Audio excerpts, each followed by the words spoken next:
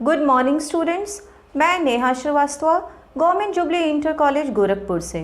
बच्चों, आज हम क्लास 10th के साइंस के chapter number 2 acids, bases and salt का 5th पार्ट डिस्कस करेंगे। इसके चौथे पार्ट में आपको कई चीज़ों के बारे में बताया गया था। वहाँ पर आपको बताया था कि कैसे हम एसिड और बेस का वाटर में सॉल्यूशन तैयार करते हैं। फिर आपको पीएच की इम्पॉर्टेंस हमारी डेली लाइफ में क्या होती है ये बताया गया था, और इसके साथ ही साथ ये बताया गया था कि दो एसिड सॉल्यूशन या दो बेसिक सॉल्यूशन हो तो कैसे पता लगाएंगे कि कौन सा स्ट्रॉन्ग है और कौन सा वीक है। आज के इस वीडियो में हम सॉल्ट्स के बारे में डिस्कस करेंगे। बच्चों, सॉल्ट क्या होते हैं?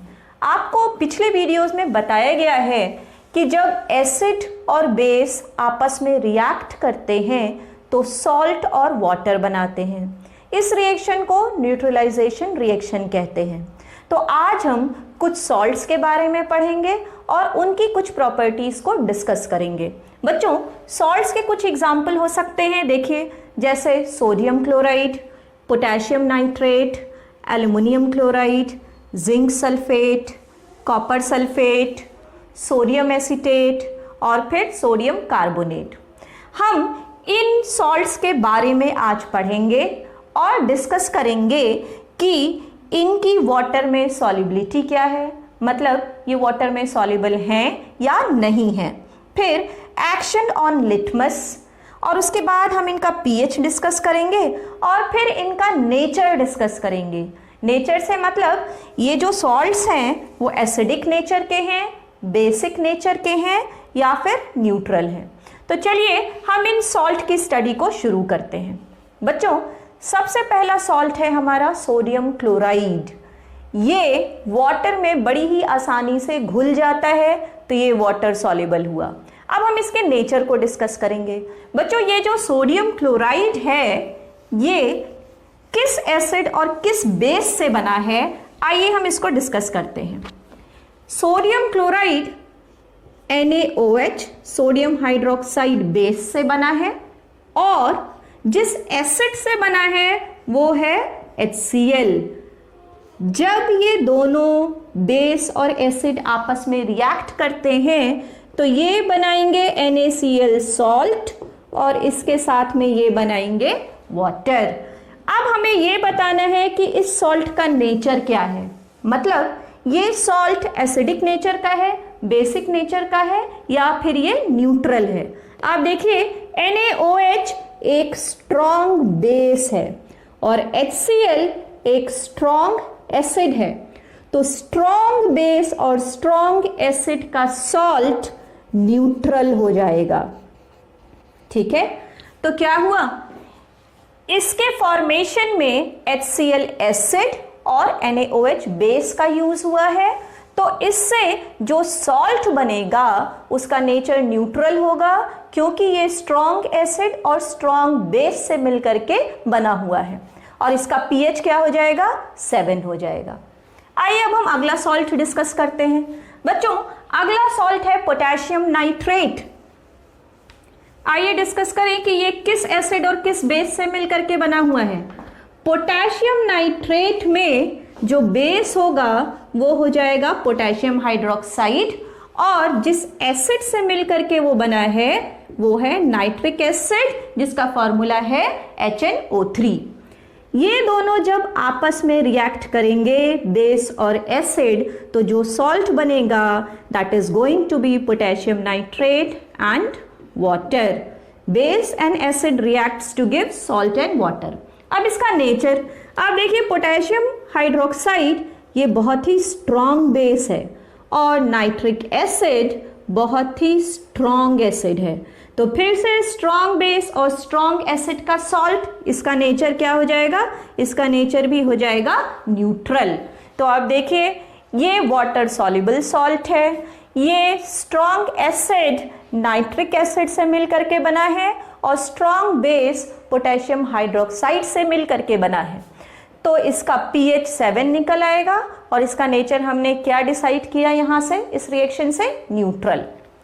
नेक्स्ट, अब एल्युमिनियम क्लोराइड को डिस्कस कर लेते हैं। बच्चों, एल्युमिनियम क्लोराइड में जो एसिड और बेस इन्वॉल्व हैं वो हो जाएंगे HCl और एल्युमिनियम हाइड्रोक्साइड।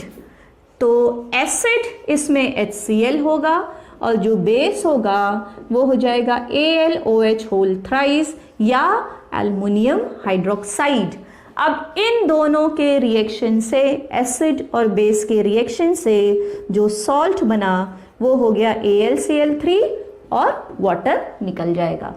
अब इस सॉल्ट का नेचर क्या होगा? बच्चों, HCl ये तो स्ट्रॉन्ग एसिड हो गया, लेकिन ये जो एल्युमिनियम हाइड्रोक्साइड है ये वीक बेस होगा। तो ये जो एल्युमिनियम क्लोराइड सॉल्ट है ये स्ट्रॉन्ग एसिड और वीक बेस से मिलकर के बना हुआ है।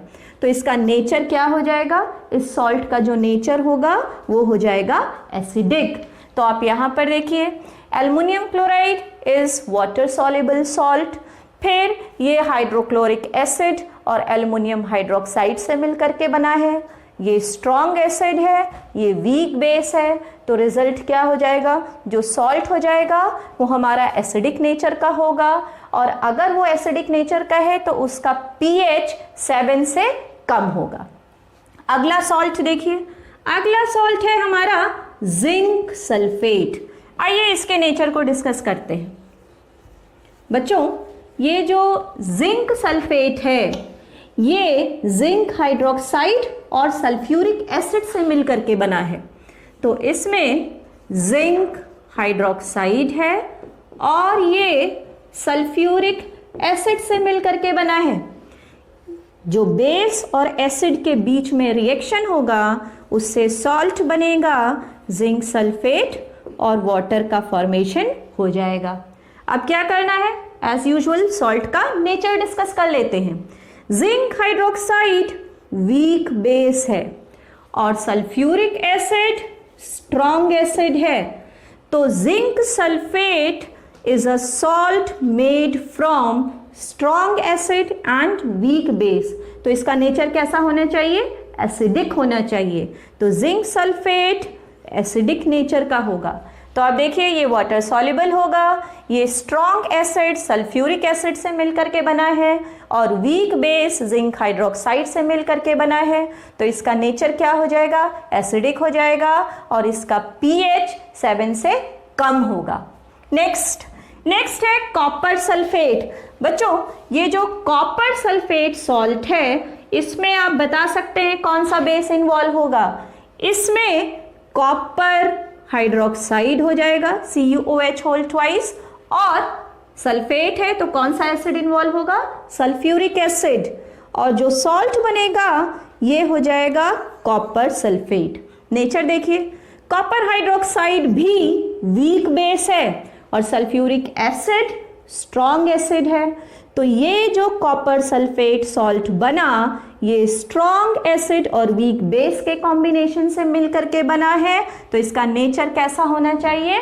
एसिडिक होना चाहिए। अब देखिए, copper sulphate is soluble in water, it is made from sulphuric acid which is a strong acid and copper hydroxide which is a weak base. So result क्या हो जाएगा? Nature of the salt will be acidic और उसका pH 7 से कम होगा।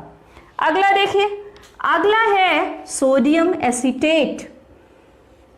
बच्चों, ये जो सोडियम एसीटेट है ये किस एसिड और किस बेस से मिलकर के बना हुआ है? आप देखिए, ये जो सोडियम एसीटेट है ये एसिटिक एसिड और सोडियम हाइड्रोक्साइड से मिलकर के बना है। तो यहाँ पर हमने लिखा ये है एसिटिक एसिड और ये मिलकर के बना है सोडियम हाइड्रोक्साइड से। इन दोनों का जो रिएक्शन होगा उसके बाद जो सॉल्ट बनेगा वो हो जाएगा CH3COONA और वाटर निकल जाएगा। इस सॉल्ट का नाम हो जाएगा सोडियम एसीटेट। अब आइए हम इसका नेचर डिस्कस कर लेते हैं। बच्चों, ये जो एसिटिक एसिड है ये बहुत ही वीक एसिड है, विनेगर सिरका जो हम पी भी सकते हैं, और ये जो सोडियम हाइड्रोक्साइड है it is very strong base. तब आप देखिए इसके कॉम्बिनेशन में स्ट्रॉन्ग बेस और वीक एसिड का इन्वॉल्वमेंट है, तो रिजल्ट क्या होगा? Salt should be basic in nature. Salt का नेचर बेसिक होना चाहिए। आप देखिए यहाँ पे सोडियम एसीटेट वाटर सॉल्युबल है और एसिटिक एसिड और सोडियम हाइड्रोक्साइड के कॉम्बिनेशन से मिलकर के बना है। ये वीक एसिड है और ये स्ट्रॉन्ग बेस है, तो रिजल्टेंट नेचर बेसिक होना चाहिए सॉल्ट का, इसलिए इसका pH 7 से अधिक होगा और सॉल्ट का नेचर बेसिक हो जाएगा। अब इसके बाद आप देखिए सोडियम कार्बोनेट। बच्चों सोडियम कार्बोनेट या सोडियम बाइकार्बोनेट दोनों का नेचर लगभग एक सा होता है। अब हम यहाँ पर सोडियम कार्बोनेट की स्टडी कर लेते हैं। सोडियम कार्बोनेट किस एसिड से मिलकर के बना हुआ है? ये मिलकर के बना है बहुत ही वीक एसिड कार्बनिक एसिड। यहाँ तक कि ये जो कार्बनिक एसिड है ये डिकम्पोज हो जाता है वाटर और कार्बन डाइऑक्साइड में। ये कार्बनिक एसिड से मिलकर के बना है और जो बेस है वो है सोडियम हाइड्रोक्साइड। तो अब आप देखिए जब एसिड और बेस आपस में रिएक्ट करेंगे तो जो सॉल्ट बनेगा वो सॉल्ट हो जाएगा सोडियम कार्बोनेट और इसके साथ में वाटर बन जाएगा। अब सोडियम कार्बोनेट का नेचर आपको बताना है तो आप फिर से वही तरीका अपनाइए। आप देखिए कि जो कार्बनिक एसिड है ये बहुत ही वीक एसिड है और जो सोडियम हाइड्रोक्साइड है it is a very strong base. तो वीक एसिड और स्ट्रॉन्ग बेस के कॉम्बिनेशन से बना है सोडियम कार्बोनेट, तो रिजल्ट क्या होगा? स्ट्रॉन्ग की तरफ जाएगा। तो ये जो सॉल्ट होगा उसका नेचर कैसा हो जाएगा? बेसिक हो जाएगा। इसी तरह से सोडियम बाइकार्बोनेट को भी आप बना सकते हैं, तो उसका भी नेचर क्या हो जाएगा? बेसिक हो जाएगा। सोडियम कार्बोनेट और sodium bicarbonate highly soluble in water. ये किससे मिलकर के बने होते हैं? वीक एसिड कार्बनिक एसिड से और बहुत ही स्ट्रॉन्ग बेस सोडियम हाइड्रोक्साइड से। तो रिजल्टेंट सॉल्ट का जो नेचर हो जाएगा वो हो जाएगा बेसिक सॉल्ट और उसकी pH 7 से अधिक हो जाएगी। तो बच्चों इस तरह से आपने सॉल्ट्स के बारे में देखा और समझा कि कैसे हम उनकी सॉल्युबिलिटी निकालते हैं। पानी में डिसॉल्व करके देखिए, अगर सॉल्ट घुल जाता है तो it is water soluble, otherwise insoluble in water. कुछ सॉल्ट्स ऐसे होते हैं जो पानी को गर्म करने पर भी डिसॉल्व होते हैं। और फिर आपको ये बताना है कि वो जो सॉल्ट आपने बनाया है वो कौन सी एसिड और कौन से बेस के कॉम्बिनेशन से मिलकर के बना है। फिर आपको क्या बताना है? फिर आपको सॉल्ट का नेचर बताना है। अगर आपका सॉल्ट स्ट्रॉन्ग एसिड और स्ट्रॉन्ग बेस के कॉम्बिनेशन से मिलकर के बना है तो रिजल्टेंट नेचर न्यूट्रल हो जाएगा। अगर आपका सॉल्ट स्ट्रॉन्ग एसिड और वीक बेस से मिलकर के बना है तो रिजल्टेंट नेचर हो जाएगा एसिडिक। और अगर आपका सॉल्ट वीक एसिड और स्ट्रॉन्ग बेस से मिलकर के बना है तो रिजल्टेंट नेचर हो जाएगा बेसिक। अब आपको लिटमस पेपर पर इनकी स्टडी करनी है कि रिएक्शन क्या होगा। बच्चों आपको पता है कि अगर एसिड है तो वो ब्लू लिटमस को रेड कर देता है। तो आप देखिए इसमें कौन कौन से सॉल्ट्स आपके एसिडिक थे? एल्युमिनियम क्लोराइड, जिंक सल्फेट और कॉपर सल्फेट। ये तीनों सॉल्ट्स को हमने एसिडिक बताया। एल्युमिनियम क्लोराइड, जिंक सल्फेट और कॉपर सल्फेट तीनों का नेचर एसिडिक है। तो ये क्या करेंगे? ये ब्लू लिटमस को रेड में कन्वर्ट कर देंगे। फिर आप अगला देखिए। अगला था बेसिक सॉल्ट। इसमें कौन कौन सा था? बच्चों बेसिक सॉल्ट ये थे सोडियम एसीटेट, सोडियम कार्बोनेट और सोडियम बाइकार्बोनेट। तो ये तीनों क्या करेंगे? बेस की क्या प्रॉपर्टी होती है? बेस की प्रॉपर्टी होती है कि वो रेड लिटमस को ब्लू कर देता है।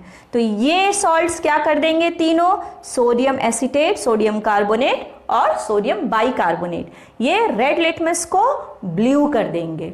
और फिर अब आपके बच गए न्यूट्रल सॉल्ट।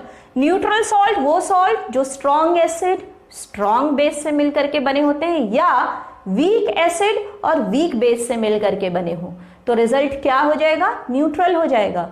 तो जो भी आपके न्यूट्रल सॉल्ट्स होंगे वो लिटमस पर कोई भी इफेक्ट शो नहीं करेंगे। तो बच्चों, इस तरह से आज आपने इतने सारे सॉल्ट्स के बारे में पढ़ा और देखा कि उनकी वाटर में सॉल्युबिलिटी क्या है, वो कौन से एसिड और कौन से बेसिस से मिल करके बने हैं, फिर उनका नेचर क्या है, एसिडिक, बेसिक या न्यूट्रल, और उसी के बेसिस पे हमने डिसाइड किया कि उनका pH 7 होगा, 7 से अधिक होगा या 7 से कम होगा। फिर हमने उनका लिटमस पेपर पर क्या रिएक्शन होगा ये भी देखा। तो आज के लिए बस इतना ही। अगले वीडियो में हम कुछ इम्पॉर्टेंट सॉल्ट का फॉर्मेशन और उनकी प्रॉपर्टीज़ के बारे में डिस्कस करेंगे। तब तक के लिए थैंक यू।